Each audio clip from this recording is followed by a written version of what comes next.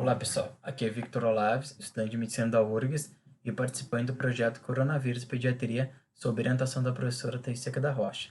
Nessa apresentação, vou abordar as indicações para internação na UTI pediátrica e o posterior acompanhamento do paciente na sala, segundo o fluxo do manejo clínico pediátrico na atenção especializada do Ministério da Saúde. Na apresentação sobre síndrome gripal e sinais de gravidade, eu comentei que, com o aparecimento de um dos sinais, há a confirmação do diagnóstico de síndrome respiratória aguda grave. Agora, vou falar sobre o próximo passo para esse paciente. Ele deve ser internado em UTI ou não? Pois bem, esses são os critérios para internação. Se a criança apresentar um deles, deve ser internada na UTI pediátrica. Agora, situando-se a insuficiência respiratória, que eu já falei bastante na outra apresentação, vou falar de cada um deles.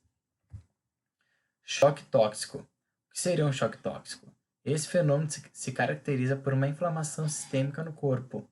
Ela tem como uma das causas a atuação de mediadores químicos chamados de citocinas.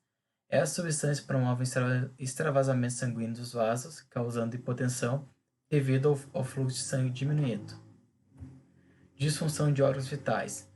Aproveitando o gancho das citocinas, elas também podem causar inflamação no coração, prejudicando seu funcionamento e, com isso, o bombeamento sanguíneo. Já que o sangue não está sendo adequadamente posicionado para o corpo, o suprimento sanguíneo nos órgãos torna-se insuficiente. Eles, então, podem sofrer falência. Instabilidade hemodinâmica.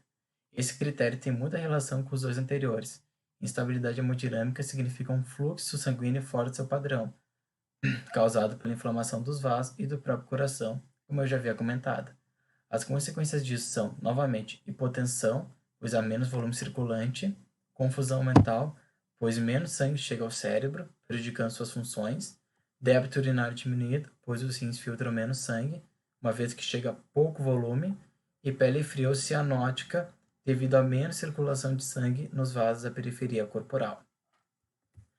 Agora, vamos ver qual é o procedimento caso a criança tenha um dos critérios para internação ou não.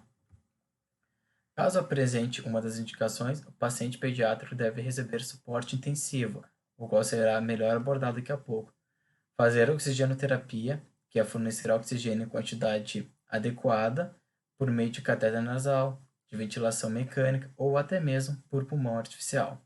Hidratação venosa, que seria injetar uma solução isotônica de sódio, isto é, um líquido com a mesma composição corporal do mineral, sem outros medicamentos nele, uma vez que não há até agora algum medicamento comprovado cientificamente que combata o vírus.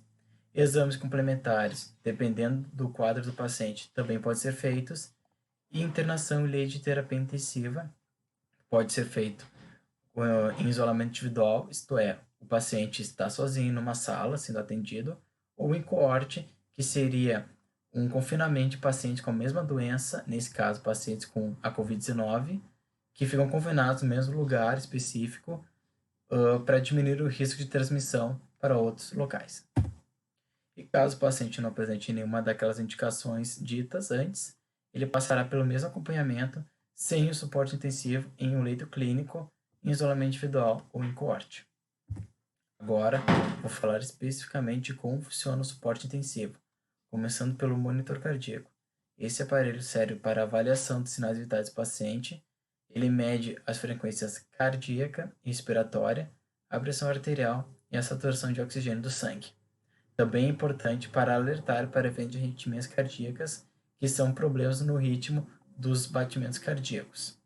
Há também as bombas infusoras, que servem para a infusão de medicamentos por meio de administração venosas e geralmente são medicamentos que elevam a pressão arterial, pois a criança em choque circulatório está hipotensa, e também a infusão de diuréticos, uma vez que eles aumentam a produção de urina.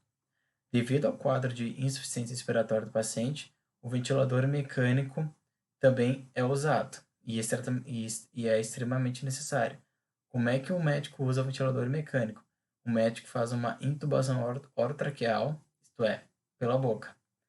O cateterismo vesical é simplesmente um aparelho para medição de quantidade de urina produzida, e isso ajuda a elaborar o planejamento da infusão do volume de líquidos ao longo do dia, porque, devido ao choque, o paciente pediátrico tem sua diurese diminuída, isto é, menor produção de urina.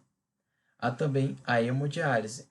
Alguns pacientes podem desenvolver insuficiência renal aguda, que significa perda dos rins, perda de função dos rins, desculpa. O aparelho de hemodiálise serve para substituí-los. Ele retira, então, as toxinas do organismo, controla o volume de água e mantém a concentração padrão de sais minerais no sangue, como qualquer rim normal faria.